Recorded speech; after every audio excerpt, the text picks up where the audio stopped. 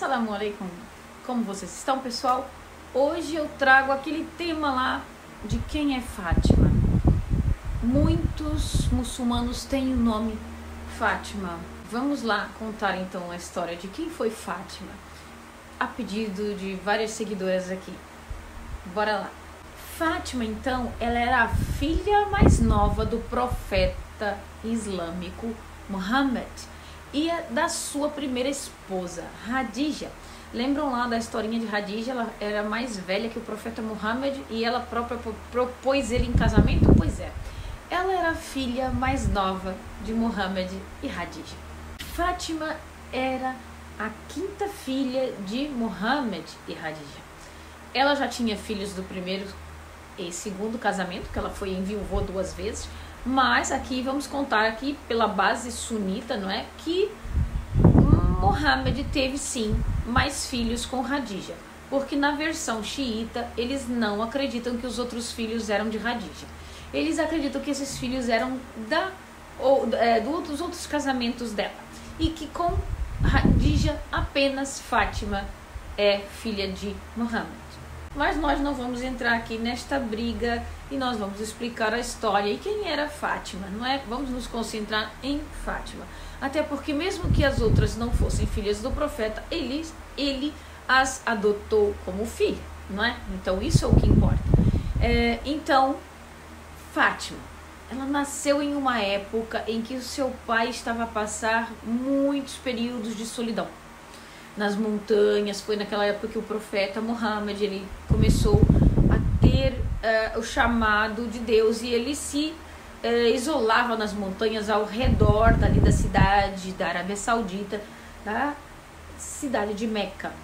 Ele ficava meditando e refletindo normalmente nas cavernas e sobre os grandes mistérios da criação do mundo. E muitas vezes foi ali que ele começou a ter as aparições do anjo. Então, claro que mesmo após o casamento das irmãs dela, né, Fátima teve suas irmãs que então cresceram, não é? Ela não estava sozinha em casa com seus pais apenas. As irmãs foram casando, vocês sabem que vão saindo da casa dos pais, né? Normalmente só quem fica ao redor são os rapazes, e os filhos masculinos, os filhos meninos, os meninos que o profeta teve, ele perdeu ainda jovem em infância. Então, mesmo depois do casamento das irmãs dela, não é? Elas eram 5, não é? Ela nunca estava sozinha. Baraka era uma serva de Amina, da mãe do profeta, da avó dela, não é? E que estava com o profeta desde o seu nascimento. Claro que a mãe do profeta já tinha falecido, e eles tinham esses hábitos de passar as amas, as criadas, uns para os outros, né? Na família. A criada passava a fazer parte das gerações. A mãe do profeta, então, que já não estava entre ele, deixou então a sua criada, e depois então também o profeta deixou a empregada na casa para ajudar a mulher, e provavelmente a mais nova que ainda ficou por casar. O profeta também tinha na casa um rapaz chamado Zaid e Ali, que era o jovem filho do seu tio Abu Talib, que ele ficou tomando conta dele, não é? Praticamente ele era primo do profeta, e também depois, mais tarde, vocês vão ver aí o que acontece com Ali, não é? Nós já falamos isso lá no vídeo dos sunitas e xiitas, né? Para quem ainda não viu, corre lá que vocês vão entender melhor a história. Então, a família vai crescendo, as mulheres vão casando, as mais novas vão ficando. Então Ali também ainda era jovem, estava também ali aos cuidados do profeta e estava na mesma casa onde crescia Fátima, não é?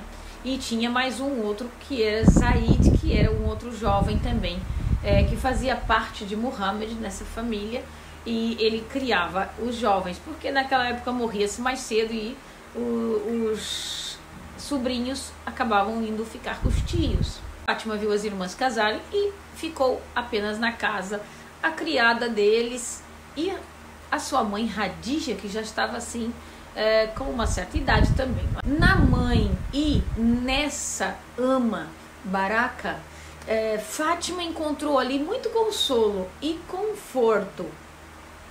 E também em Ali, que era apenas 2 anos mais velho que ela. E ela foi criada ali com o primo irmão, né? Ela encontrou ali em Ali um irmão e um amigo. O profeta tinha perdido 2 filhos, mas ele criou Ali, e Ali e Fátima praticamente cresceram como irmãos. O profeta perdeu 2 filhos, um chamado Al-Qasim e Abdallah. Então esses 2 ainda foram muito pequenos, eles faleceram, né? Abdallah era conhecido até como o bom e o puro, que nasceu logo depois de Fátima, mas também morreu na infância. Então, no entanto, em nenhuma das pessoas da casa do seu pai, Fátima encontrou a alegria despreocupada e a felicidade que ela desfrutava com as suas irmãs. Era uma maravilha, parece que elas se entendiam muito bem, e ela ficou meio depressiva quando as irmãs casaram e ela se viu sozinha. Quando ela tinha 5 anos, olha só, Fátima, ela ouviu que o seu pai havia se tornado o mensageiro de Alá. Então, sua primeira tarefa foi transmitir as boas novas do islamismo para a família e para parentes próximos. Eles deveriam adorar somente ao Deus Todo-Poderoso. A sua mãe Khadija, que era uma torre de força e de apoio ao profeta, explicou já desde essa época a Fátima o que o seu pai tinha que fazer, qual era a missão dele. A partir desse momento, ela se tornou mais apegada ao profeta e sentiu um amor muito profundo do próprio pai. Então ela ficou muito apegada e seguiu os passos do pai. No fundo, esse foi o grande diferencial de Fátima. Muitas vezes ela estava andando às vezes pelas ruas estreitas e becos ali de Meca, visitando a Kaaba, ou então participando das reuniões secretas, porque os primeiros muçulmanos que aceitaram o islamismo e juraram fidelidade ao profeta, eles faziam várias reuniões para como eles iriam impor essa religião aos outros ao redor, não é?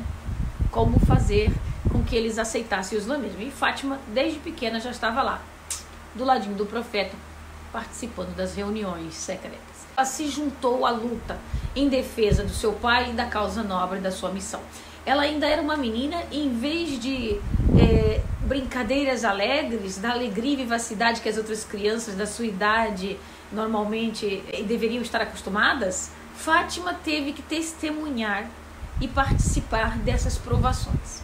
Seguindo o exemplo então de seu pai, Fátima tornou-se altamente espiritual e devota do islamismo. Certa vez, por volta dessa época, uma multidão insolente empilhou pó e terra na cabeça do profeta. Quando ele entrou em casa, Fátima chorou muito quando viu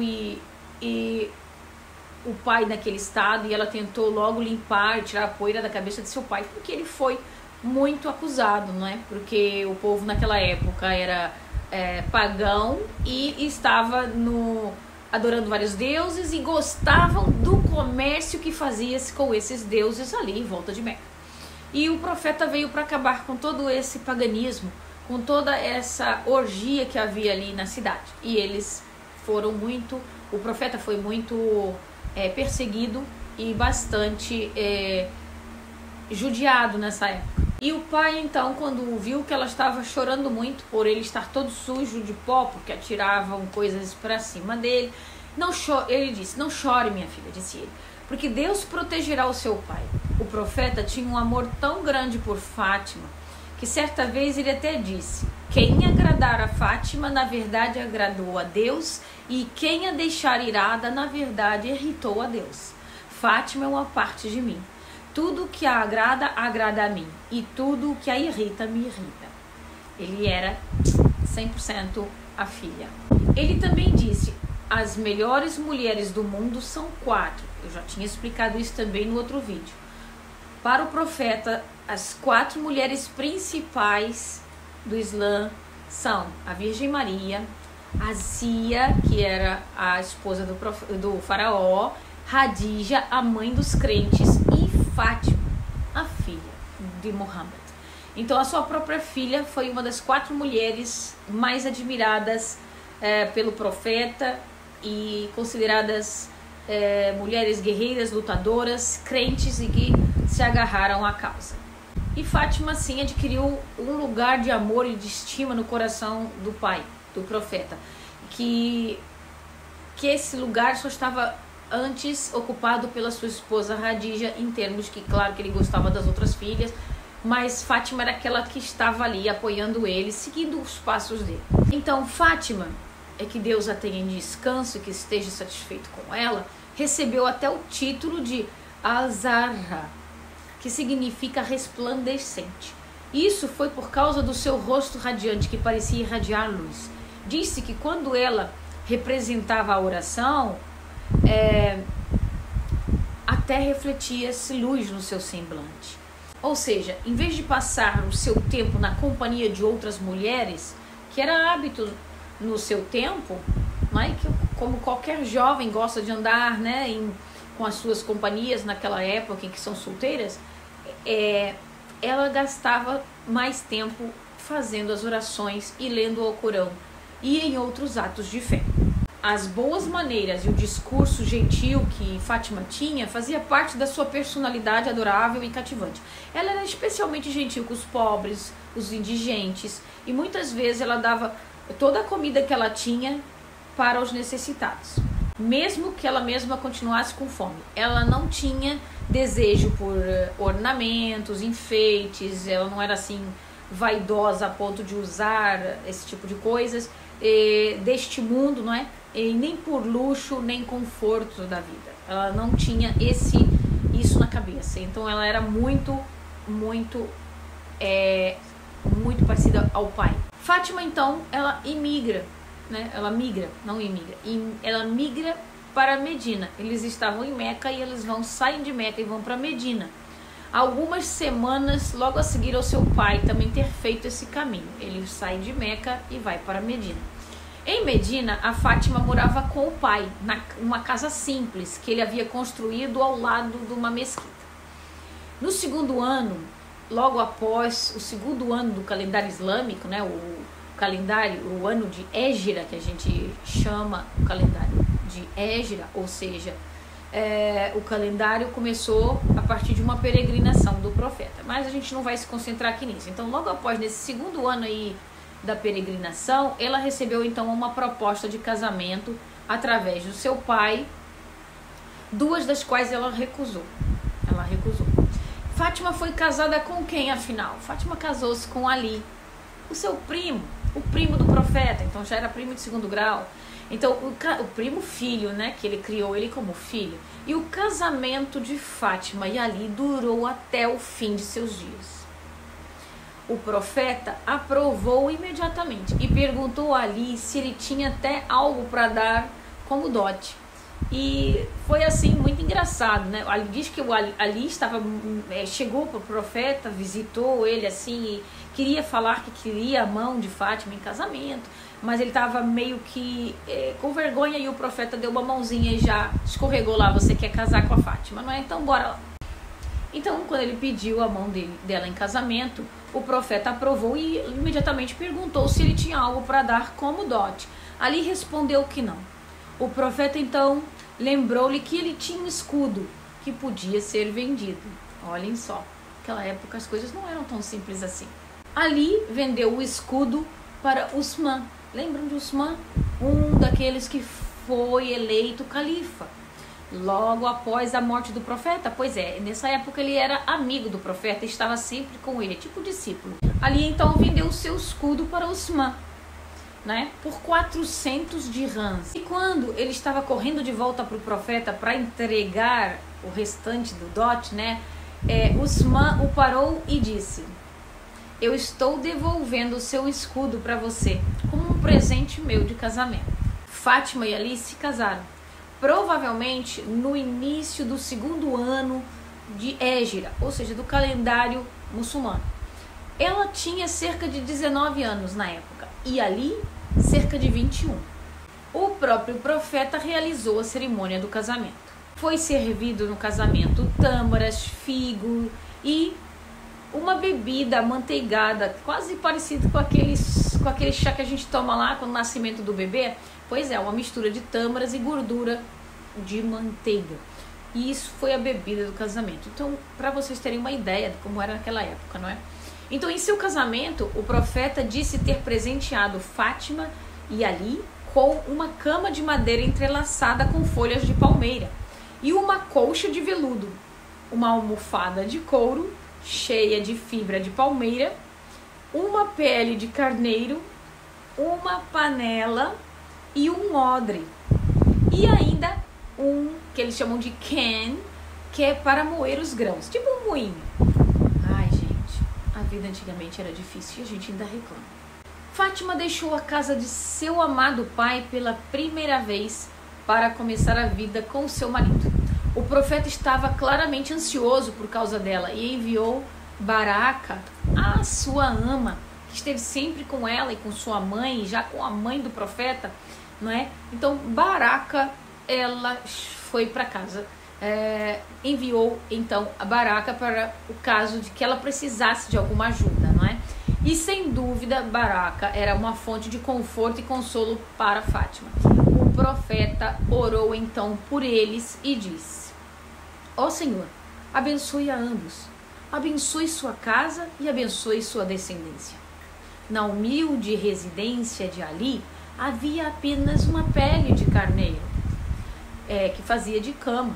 E então logo na manhã seguinte, à noite de núpcias, e isto ainda é um pouco típico dos árabes aqui, na manhã seguinte à noite de núpcias, o profeta foi à casa de Ali e bateu na porta, orou por eles e chamou Ali de irmão, porque agora Ali era irmão também na fé.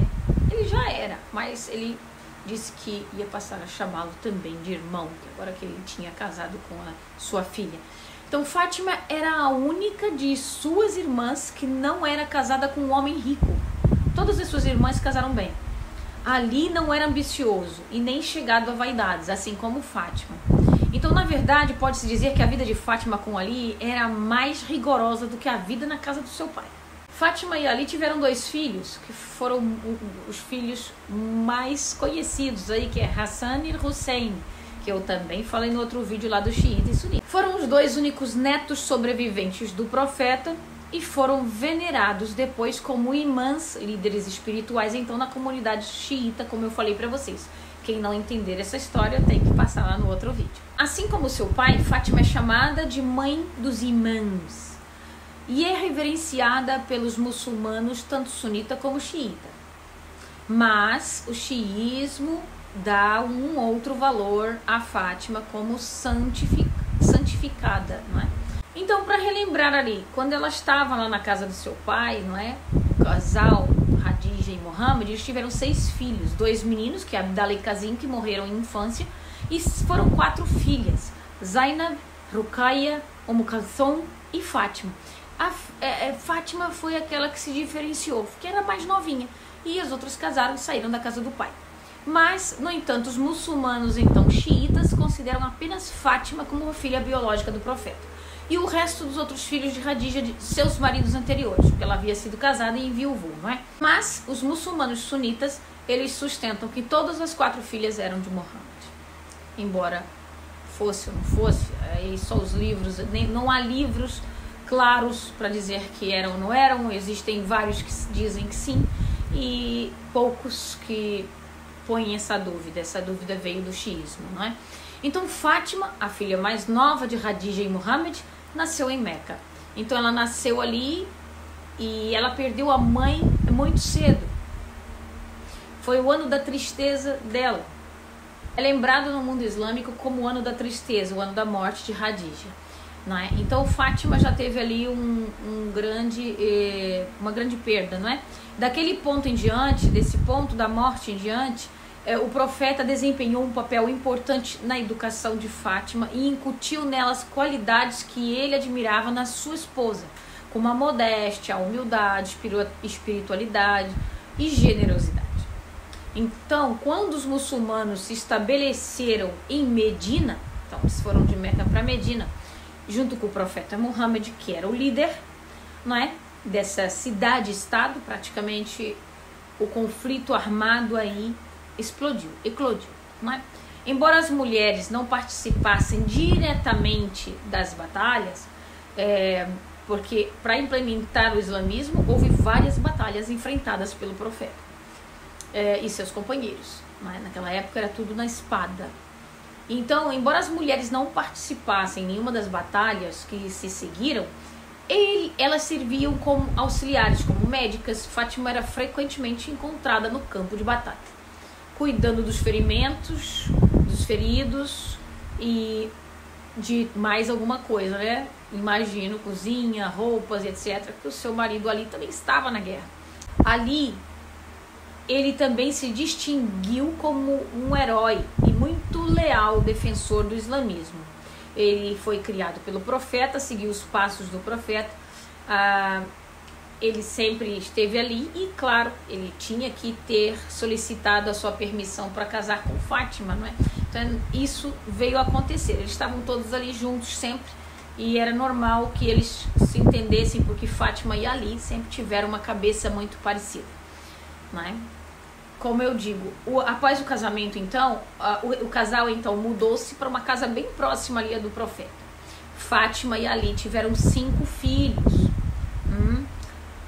2 meninas, Zainab, Kalsoum, e os 3 meninos, Morsin, que não se fala muito, que acham que eles perderam essa criança na infância, era normal a mortalidade infantil, e Hassan e Hussein. As mulheres normalmente não eram tão faladas, mas Hassan e Hussein até hoje ficaram na história. Então todas as irmãs de Fátima morreram antes dela e sem filhos sobreviventes, sem filhos homens. Naquela época só contava mais os homens, as mulheres era algo que não existia, era só para algumas coisas. E o profeta encontrou consolo com sua filha mais nova, que até as filhas dele, as outras filhas, morreram antes do próprio pai. Então, durante os seus últimos anos, o profeta ele sempre encontrou consolo em Fátima e Ali, até ele falecer. Vou contar aqui uma história que logo a seguir à morte, né, do profeta, houve uma disputa de uma propriedade de terra, né, que ficava num oásis, num jardim de um oásis chamado Fadak, e que foi adquirido pelo profeta como parte de um tratado lá deles. E segundo alguns, ele passou para Fátima durante a sua vida. Mas quando foi a morte do profeta, houve uma confusão aí com essa terra. A terra passaria, então, achavam que a terra tinha que passar para o povo após a morte do profeta. Então, aqui carece um pouco de fontes, não é? Mas fala-se nisso em alguns livros, alguns relatos. E, no entanto, Fátima estava consciente dos seus direitos de herança, alegou que a terra havia sido passada para sua posse e que ela tinha o direito de reivindicá-la como propriedade pessoal, mas a terra foi confiscada ao Estado. Diz que isso tudo tornou Fátima muito triste, né? O falecimento do pai, a perda da terra, suas irmãs. Tanto é que Fátima veio a falecer alguns meses após seu pai. Mas a data da sua morte não é bem atestada. A crença mais comum sobre a morte de Fátima é que ela tenha sido por tristeza, depressão, após a morte do seu pai, e que ela adquiriu provavelmente uma doença, tuberculose pulmonar naquela época, que acabou sendo fatal. Ela provavelmente foi enterrada no cemitério de Anat al-Baqi, que hoje simplesmente é conhecido como Baqi, um cemitério bastante importante que tem muita história, mas o seu túmulo não é conhecido. Dizem as especulações de que isso foi feito ao pedido dela. Ela queria mostrar a sua insatisfação com o povo naquela época, que não queria continuar no islamismo e as guerras que se fizeram. Ela queria mostrar essa insatisfação e não queria que ninguém encontrasse o seu túmulo. Então, mas outros afirmam que a informação foi perdida pela história. Então, Fátima, então conhecida como Zahra, a radiante, Al-Siddiqa, a mulher verdadeira, Al-Tahira, a mulher pura. Fátima foi descrita como uma mulher bonita, corajosa e muito modesta. Aqueles que a conheceram e a compararam ao profeta, tanto em caráter como em personalidade, Para os muçulmanos, o seu amor pelo pai encarnava perfeitamente um ditado muitas vezes creditado ao profeta. O profeta dizia isso, então Fátima se aplica esse ditado: as filhas são uma bênção de Deus. Mas alguns árabes pré-islâmicos, antes do islamismo, consideravam o nascimento de uma filha como uma má sorte. Engraçado, eles só queriam os nascimentos dos homens, esqueciam-se que quem é que coloca eles no mundo, não é verdade? Como eu disse, ela faleceu uns meses após seu pai. Então 5 meses mais ou menos antes do seu pai falecer, ela pediu a Salma que colocasse a sua cama no pátio da casa. Com o seu rosto olhando para os céus, ela perguntou pelo marido Ali. Ele ficou surpreso quando chegou e viu ela deitada no meio do pátio e perguntou o que havia de errado. Ela sorriu e disse: eu tenho um encontro hoje com o mensageiro de Deus. Ali chorou e ela tentou consolá-lo. Ela disse a ele para cuidar de seus filhos, Hassan e Hussein, e aconselhou que ela deveria ser enterrada sem cerimônia. Ela olhou para cima novamente, fechou os olhos e entregou sua alma ao poderoso Criador. Ela, a Fátima, a resplandecente, tinha apenas 29 anos. Pois é, uma história que parece com muita idade, mas elas começaram bem jovens, não é? E naquela época não havia as regalias que temos hoje. E assim, por hoje, fica aqui a história de Fátima. Espero que vocês tenham gostado. Espero que eu tenha satisfeito um pouco a curiosidade de algumas seguidoras que me pediram esse tema. Fiquem com Deus. Eu voltarei em breve com notícias do Egito. Uhul.